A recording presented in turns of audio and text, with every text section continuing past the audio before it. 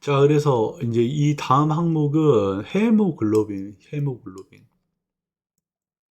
헤모글로빈은 많이 들어보셨죠? 빈혈 수치입니다, 빈혈 수치. 자, 4기 환자는 헤모글로빈 수치가 10.9. 자, 그리고 5기 환자는 8.7이 나왔어요. 그럼 어떤 차이가 있냐면, 8.7이 나왔다는 것은 이미 어지럽다는 뜻입니다, 어지러워.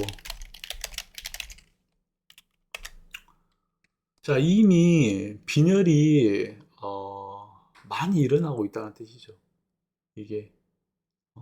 그래서 빈혈 수치가 8.7 정도가 되면 의사 선생님께 말씀드려가지고, 이 헤모글로빈, 혈색소 수치를 조절할 수 있는 어떤 처방을 받으셔야 된다는 거죠. 음? 그러니까 그냥 뭐 극단적으로 설명해 드리면 그냥 피가 부족하다는 뜻입니다. 피가. 정상적인 피가. 왜? 신장이 콩팥이 그걸 만들어야 되는데 만들지를 못한다는 뜻이에요. 만들지를. 어. 그래서 헤모글로빈 수치가 낮게 나오게 되면은 의사 선생님도 확인을 하시겠지만은 본인이 이걸 알고 어떻게 조절할 것인지는 의사 선생님께 꼭 물어봐야 된다는 거죠.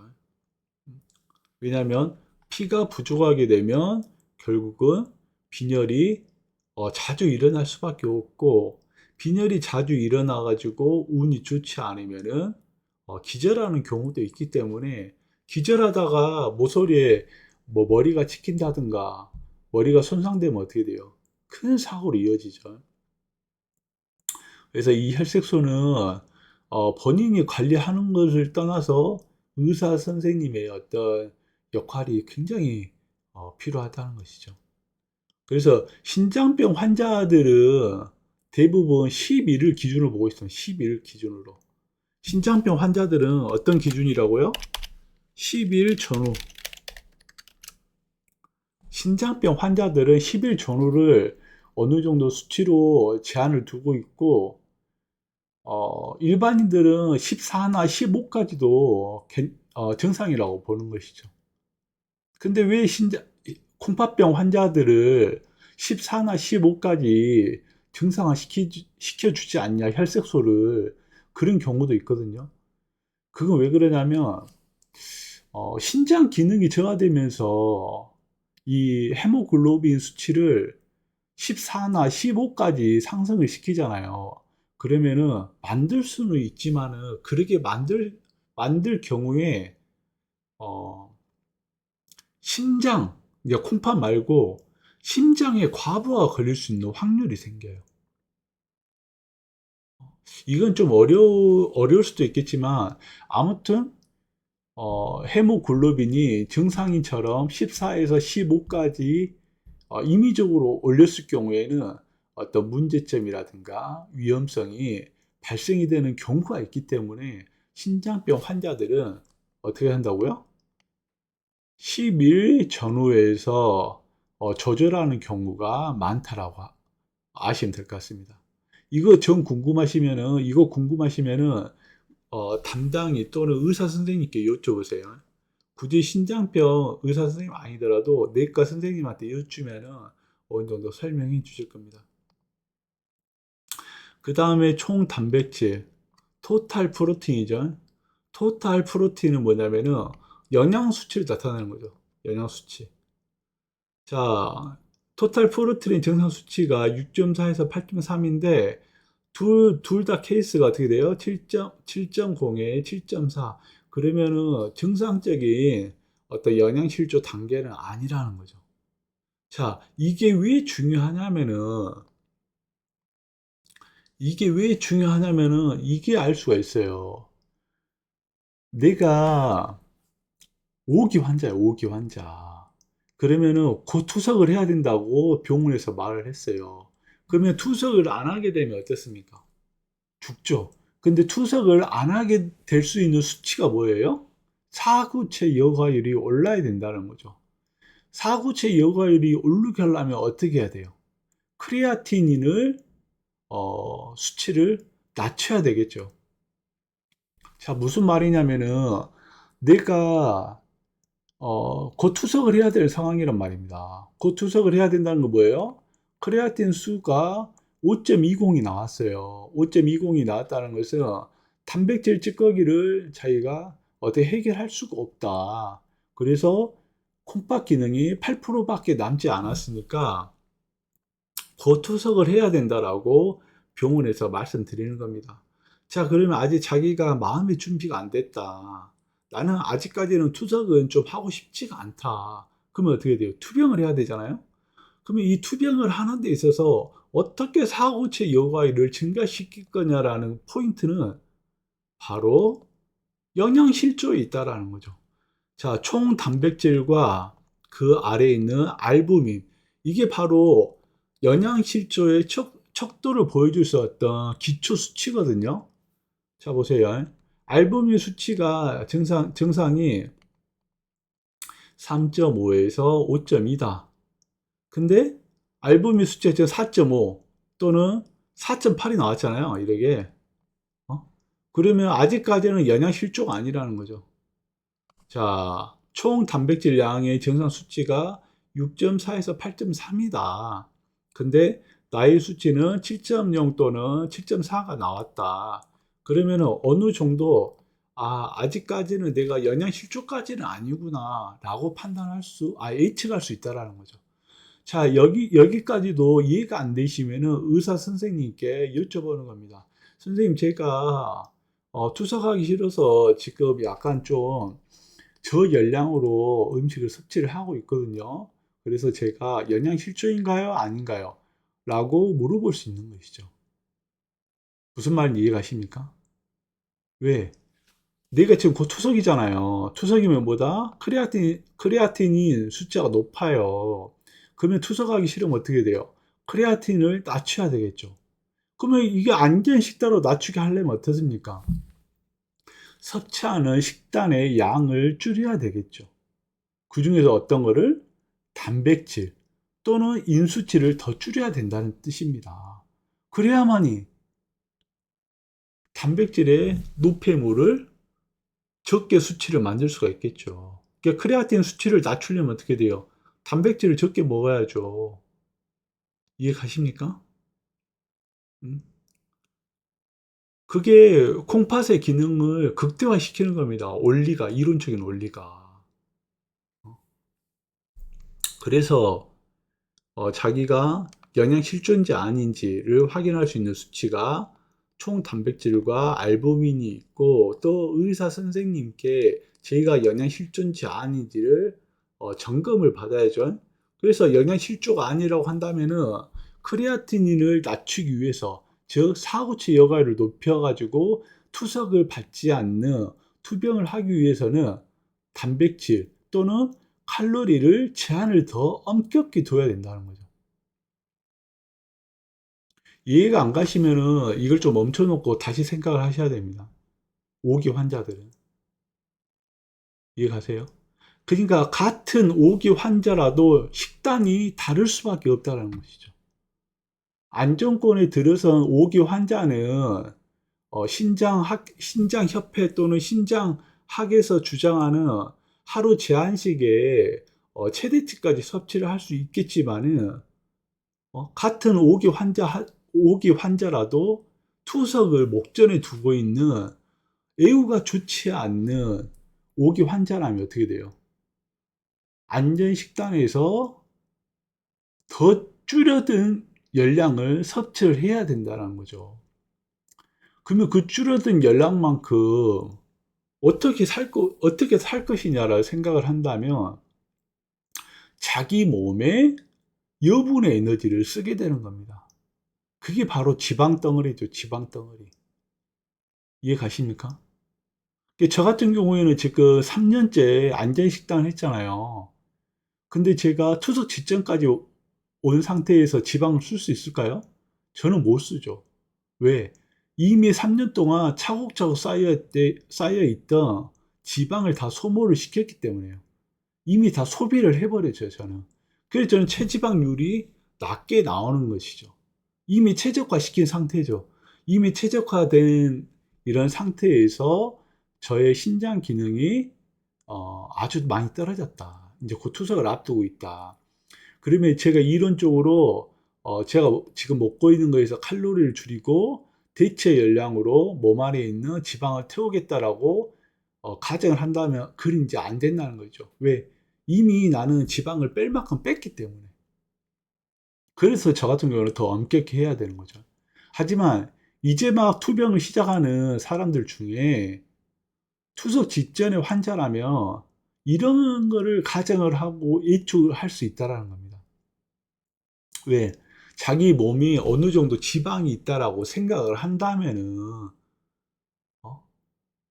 자기 몸에 어느 정도 지방이 있다라고 가정을 하고 판단이 쓴다면은, 피 검사를 통해서, 어, 병원에서 내가 영양실조가 아니라고 확답을 받았으면, 아, 투석을 받지 않기 위해서는 그러면 내 안전식단을 조금 더 줄여야 되겠구나라는 이론적인 설계를 할 수 있다라는 것이죠. 그러면 어떻게 되겠어요? 단백질을 훨씬 더 적게 섭취를 할 수 있다는 거죠. 그러면 그 적게 섭취한 만큼 뭘로 대체가 돼요? 자기 몸속에 있는 지방으로 대체가 되겠죠. 이해 가신가요? 그래서 신장병 말기에 들어섰다. 그러면 어떻게 돼요? 투병을 시작하면 체중이 자연적으로 빠지게 되는 것이죠. 유지가 안 되니까. 먹을 수 있는 에너지는 한정이 되어 있는데 먹으면 어떻게 돼요? 신장 기능이 없으니까 신장이 더 망가지니까 더 이상 정상적이었을 때 에너지를 섭취할 수가 없다. 정상적이었던 상태의 단백질을 섭취할 수가 없다. 섭취를 하게 되는 순간 단백뇨가 증가하면서 콩팥의 세포가 어떻게 돼요? 망가진다. 망가지면 어떻게 된다? 사후체 여과율이 떨어지면서 바로 투석을 하게 된다. 그래서 그걸 미리미리 준비하지 않으면 어떻게 돼요? 우리 쇄골 위주의 혈관을 잡죠. 그래서 여기에서 뭐 카테터를 뚫어가지고 어떻게 돼요? 응급 투석을 하기 시작을 하죠. 살기 위해서, 생존을 위해서. 그래서 신장병은 진짜 무서운 겁니다. 아시겠어요?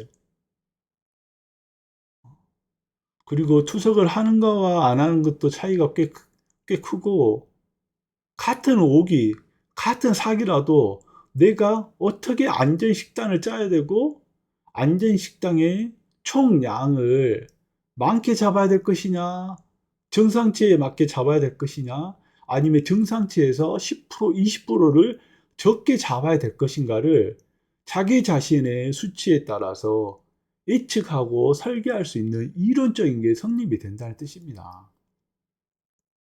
여기까지 이해 가신가요? 이렇게 해서 좋아진다는 게 아닙니다.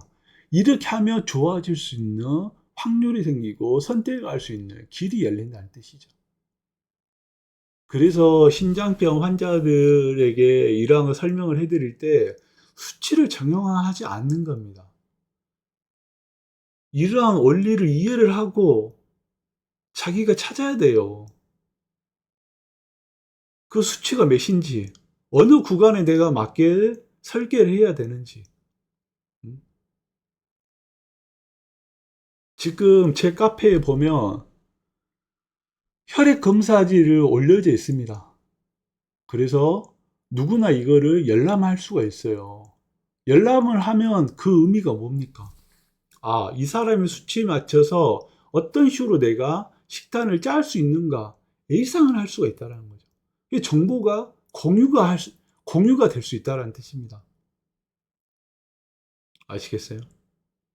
이 정보의 공유가 엄청난 이득을 줄 것입니다. 어? 우리는 질문하면은 뭐 답변 달아주면 그냥 그걸로 끝이죠. 그러면 안 된다니까요. 어? 서로서로 공부하고 서로서로 질문해가지고 그러한 답들을 계속 누적을 시켜야 돼요.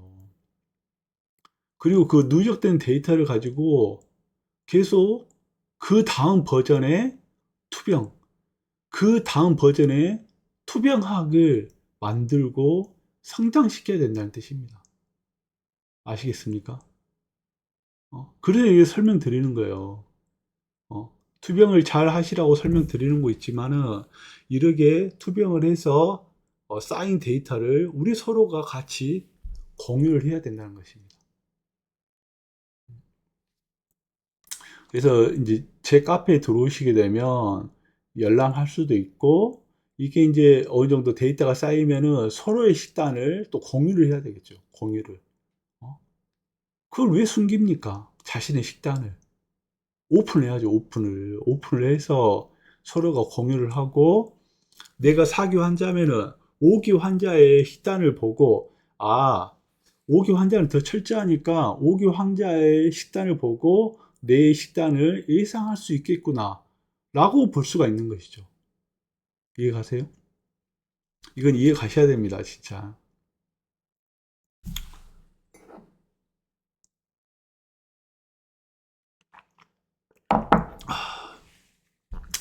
그 다음 뭐 나트륨. 나트륨은 마찬가지죠. 나트륨은 우리 혈액 속에서 소금이 얼마 있냐 없냐 그 차이입니다. 음. 그래서 136에서 145가 정상이고 145가 넘어갔다. 예를 들어서 수치가 뭐 150이 나왔다. 또는 160이 나왔다. 그러면 어떻게 돼요? 부종이 있을 수 있는 경우겠죠. 어, 부종. 그러니까 수분이 너무 많이 있을 경우가 많다라는 거죠. 이게. 그래서 이 나트륨 수치는 본인이 예측만 하되 이게 수치가 비정상적으로 나왔을 경우에는 반드시 의사 선생님께 확인을 받아야 된다는 거죠. 이게 생명과 관련된 게 있으니까. 아시겠죠? 이것은 우리가 먹는 소금량이 뭐 무염을 한다 하더라도, 어, 물을 많이 섭취를 하게 되면 어떻게 돼요? 150, 160이 나올 수 있는 확률이 생기는 거죠. 확률이. 그리고 이제, 어, 또 나트륨 수치에서 예를 들어서 뭐 100이 나왔다. 음? 또는 110이 나왔다. 그럼 이건 어떻게 돼요? 탈수의 확률이 있을 수 있다는 거죠. 탈수. 그러니까 이제 탈수가 되면 어떻습니까? 탈수가 되면 이것도 마찬가지요. 사람이 응급 상황이 일어난다는 거죠.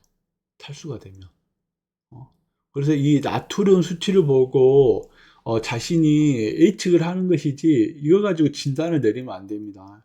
나트륨은 굉장히 뭐랄까 좀 위험한 수치이기 때문에 이 나트륨 수치가 정상에서 벗어나면은 이거는 의사 선생님께 확인을 해야 된다. 꼭 아시겠죠? 근데 자기가 한 달에 한 번씩 갔는데 나트륨 수치가 정상적이지 않는데 내가 이거를 건너뛰고 진료가 끝나버렸어요. 그럼 한 달 기다려야 되잖아요. 그럼 한 달 기다리지 마시고 내과 선생님을 찾아가십시오. 내과 선생님 찾아가서 이 수치가 이 정도 나왔는데 괜찮을까요? 라고 확인을 해보는 것이 되게 좋겠죠. 물론 이제 진단이나 진찰을 의사 선생님이 이제 해결해 주시겠죠. 한번 볼까요? 나트륨. 자, 나트륨은 체내 수분을 조절하게 되는 걸 의미하고 혈압 유지에 중요한 역할을 하게 된다. 그래서 부종이 심하면 어떻게 돼요? 당연히 혈압 유지가 안 되겠죠. 또는 부종의 반대말이 뭡니까? 탈수라고 하죠. 탈수. 음? 자, 우리 콩팥은 어떤 역할을 해요? 여과를 한다 그랬죠. 여과를 하려면 어떻게 해야 돼요? 혈액이 원활하게 들어왔다 나갔다 어떤 혈액이라는 물줄기가 원활하게 흘러야 되겠죠. 그 탈수는 뭡니까? 가뭄. 말라버린다는 거죠. 그럼 혈액이 마르면 어떻게 돼요? 콩팥이 여과를 합니까? 여과를 하지 못하죠. 여과를 하지 못한다는 건 뭐냐면은 콩팥이 말라서 죽어버린다는 뜻입니다. 그럼 어떻게 돼요? 이것도 마찬가지로 나트륨 수치가 망가지게 되면 콩팥에 마른다든가 또는 콩팥에 물이 넘친다든가 홍수 또는 가뭄이 일어난다고. 그러니까 부종 또는 탈수가 일어남으로 인해서 신장 세포가 어떻게 돼요? 콩팥 세포가 죽게 된다는 뜻이죠. 죽게 된다는 뜻. 그래서 신장병 환자는 과잉 섭취할 경우에 부종 또는 고혈압의 위험이 증가한다. 그래서 우리가 어떤 건강 상식을 보면 우리 몸에 소금이 필수적으로 필요한 미네랄이기 때문에 섭취를 하라고 막 이야기를 합니다. 근데 신장병 환자, 특히 4기나 5기가 소금을 이렇게 과다 섭취하게 되면 어떻게 돼요? 우리가 지금 신장학회에서 뭐라고 설명을 해줘요? 2000mg의 제한을 두고 있잖아요. 2000mg. 그러면 그게 얼마 안 돼요, 양이. 진짜 조금밖에 안 됩니다. 근데 그 양을 지나서 일반식 먹듯이 막, 소금 고기 찍어 먹고, 그렇게 한다 생각해 보세요. 국물에 밥 말아 먹고. 그러면 콩팥이 남아 돌겠습니까? 어? 그래서 이 잘못된 상식은 자기 신장을 다 망가뜨린다니까요, 이게.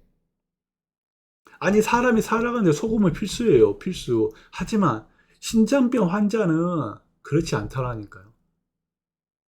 신장병 환자는 아주 소금만, 국소량만 먹어도 사는데 아무 문제가 없어요.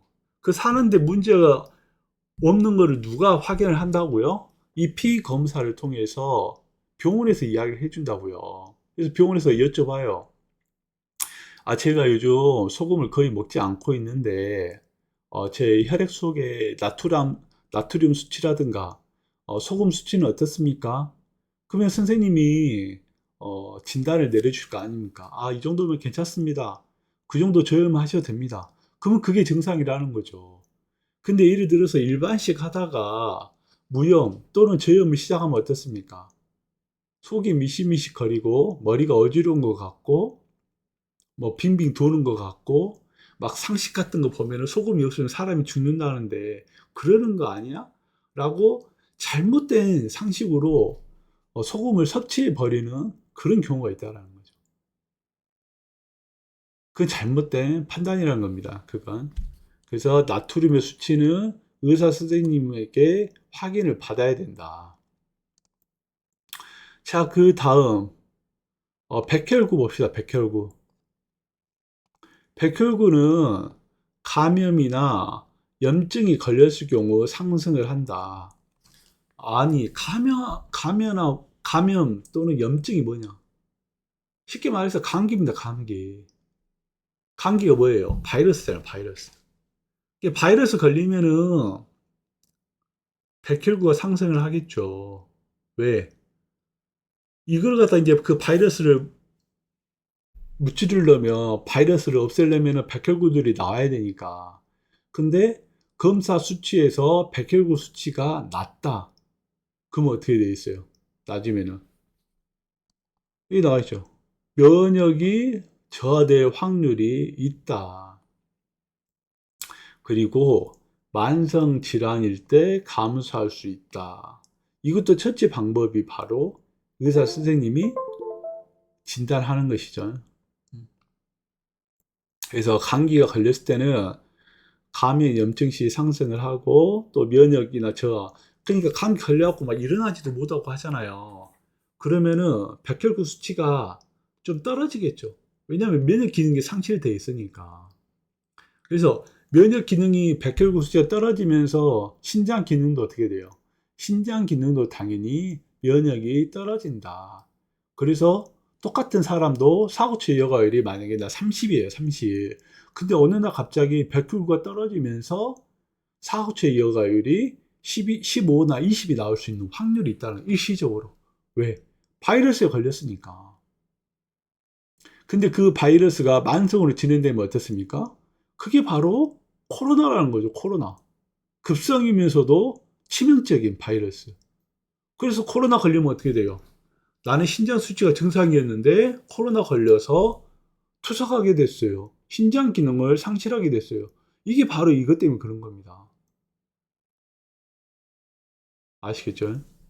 이 백혈구는 백신이에요, 백신. 감염이나 염증, 면역세포의 대빵이다. 면역세포의 대장이다. 하지만은 바이러스 걸리면 어떻게 된다? 면역이 떨어지고 기능을 저하시키면서 상실될 수도 있다. 그러니까 어떻게 돼요? 콩팥 기능도 당연히 면역 기능이 떨어지면서 바이러스에 잠식이 되면은 신장 기능이 일시적으로 떨어질 수도 있다. 하지만 코로나처럼 또는 폐렴처럼 아니면 아주 악성 감기에 걸리게 되면 어떻게 된다? 신장 기능을 소실시킬 수 있는 확률이 생긴다. 알고 계셔야 된다는 거죠. 자기 수치에서 이 백혈구 수치가 움직이게 되면, 이것 좀 문제가 생겼네? 그래서 체크를 못했어. 그러면은 선생님께 다시 진찰을 받아야 된다. 자, 적혈구는 아까 마찬가지로 어, 헤모글로빈, 빈혈 수치하고 비슷한 거죠. 혈액에 산소 운반을 세포로 하고 신장병 환자는 저혈 호르몬 부족으로 빈혈을 유발한다. 그러니까 헤모글로빈 수치가 떨어지면 당연히 적혈구 수치도 떨어지게 되는 것이죠.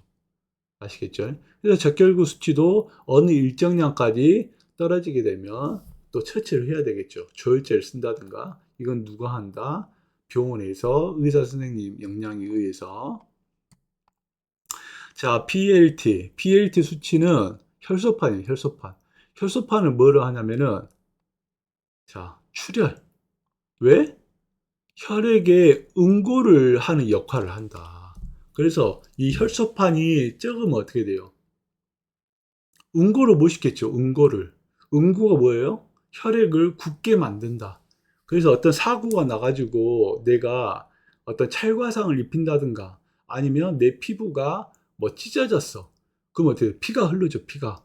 피가 흐르는데 피가 어느 시간 지나면 굳어야 되잖아요. 멈춰야 되잖아요. 근데 신장병 환자들은 멈추지가 않는다. 왜? 혈소판이 혈소판의 수치가 문제가 생기면서 혈소판이 줄어든다. 혈소판이 줄어들면 어떻게 된다?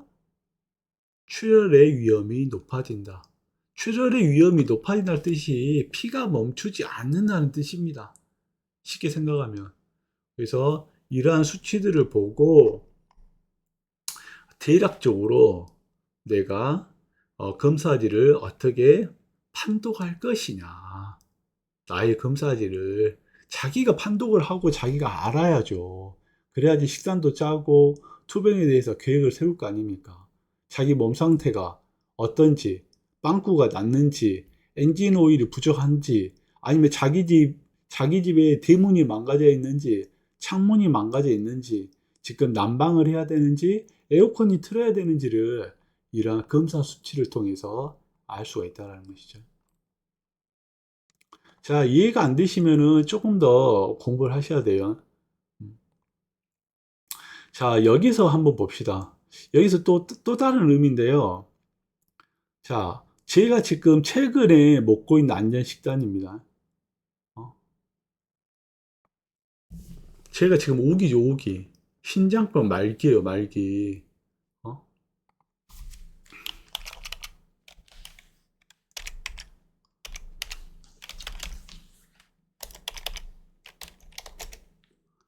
자, A는 현재 제가 먹고 있는 안전식단이고, 오른쪽은 2년 전 11월 달, 2023년 11월 식단의 안전식단입니다, 이게. 그때 당시 안전식단. 자, 어때요? 칼로리가 차이가 엄청나죠? 칼로리가. 2년 전에는 칼로리를 1100밖에 섭취를 안 했어요. 칼로리를. 근데 지금 어떻게 돼요? 거의 2배 수준으로 뛰었죠. 2배 수준으로. 자, 2년 전에는 단백질을 25에서 30g 정도밖에 먹지를 않았습니다. 25에서 30g밖에 섭취를 안 했어요. 굉장히 적게 먹고 있는 거죠. 근데 지금 어떻게 돼요? 약 40g을 먹고 있다. 음. 칼륨도 마찬가지입니다. 칼륨도 그때 당시는 1300, 1300 정도. 근데 지금은 2000에 가깝게 먹고 있죠. 어? 나머지도. 지금 이제 뭐, 지금도 소금은 거의 안 먹고 있으니까요. 극적. 어? 자, 이걸 왜 보여드리냐면은, 이거를, 이 식단을 왜 보여드리냐면, 잘 판단해야 된다는 거죠. 이게. 2년 전에는 1100밖에 안 먹었는데, 그러니까 예를 들어서 뭐 1200도 먹고 1300도 먹었겠죠. 배가 고프면은. 어? 2년 전에는 항상 배가 고팠어요. 항상. 어? 항상 배가 고팠어요. 항상. 왜? 적게 먹으니까. 지금은 허기짐이 많이 없습니다. 왜냐면 먹고 싶은 건 많은데 허기를 좀 덜 져요. 왜냐면 칼로리를 많이 먹고 있잖아요. 칼로리를. 어? 자, 2년 전에는 보세요. 2년 전에는 대략 25에서 30g을 단백질을 섭취를 했더라면 지금은 40g 정도를 먹고 있어요. 40g. 굉장히 많이 먹고 있다는 거죠. 굉장히. 이건 뭘 의미하냐면은 제가 2년 전에는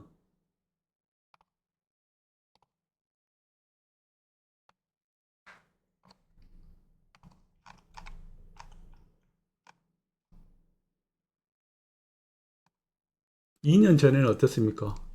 사고치 여과율이 12밖에 안 났어요. 12. 그리고 그 전에는 11도 났어요. 11. 사고치 여과율이. 그러니까 고투석을 해야 된다는 그런 상태였죠. 그러니까 제가 그때 당시 2년 전에 안전 식단을 짰을 때는 어떻게 돼요? 신장학회에서 주장하는 에너지의 총량보다도 훨씬 더 적게 먹었다는 거죠. 왜? 투석하기 싫으니까. 신장 기능이 떨어져 있잖아요. 신장 기능이 떨어져 있는데, 어? 예를 들어서 어떻게 이렇게 2000칼로리를 먹고, 단백질을 정량이지만은 40g을 먹고, 칼륨을 정량이지만 2000을 먹을 수가 있겠습니까? 투석이 코앞인데. 이해 가신가요? 투석이 코앞이니까 2022년 또는 2023년에서는 이렇게 사고체가 안 좋은 상태니까 어떻게 됐다? 식단 자체가 영양실조가 아닌 걸 확인한 순간 현저히 적게 먹었다. 이걸 보여드리는 거예요, 이거를. 그러니까 어떻게 돼요? 지금은 배가 조금밖에 안 고파요. 허기가 많이 안 지죠. 근데 제가 2022년부터 투병을 했으니까 2022년 또는 2023년까지는 지금의 안전식단을 하기 전까지는 항상 배가 고팠다는 거죠. 그러면서 남은 열량을 어떻게 했다? 제가 보통 일반인이었을 때 80kg 정도 나가고 좀 많이 먹었을 때는 뭐 85, 90kg까지 나갔거든요. 풍체가. 그러면 그 체중과 지방이 어떻게 됐다? 서서히 대체 열량으로 빠졌다. 그렇게 보시면 되는 거죠.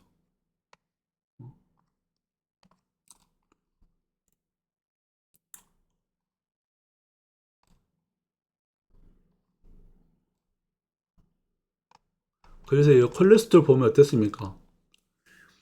HDL이라든가 HDL이 어떻게 돼요? 50, 40, 50, 40 그죠? LDL이 어떻게 돼요? 50, 60, 80, 50, 50, 40, 40, 40 이렇게 나와버린다는 거예요. 이렇게. 그러니까 이거는 신장 기능이 좋아서 LDL 수치라든가 HDL 수치가 좋아진 게 아닙니다. 낮은 게 아니에요. 의도적으로 제가 그 수치를 적게 나오게 만든 거죠. 어떻게? 식단을 적게 먹음으로 인해서. 이거 굉장히 중요한 포인트예요. 아시겠죠? 그러니까 우리가 콜레스테롤을 줄이기 위해서 스타틴이라는 약을 처방을 받을 수 있지만은 그 약과는 별개로 내가 투석 직전이다. 그러면은 같은 5기 환자라 하더라도 똑같은 같은 5기 환자잖아요, 식단이. 어? 제 식단이었으니까.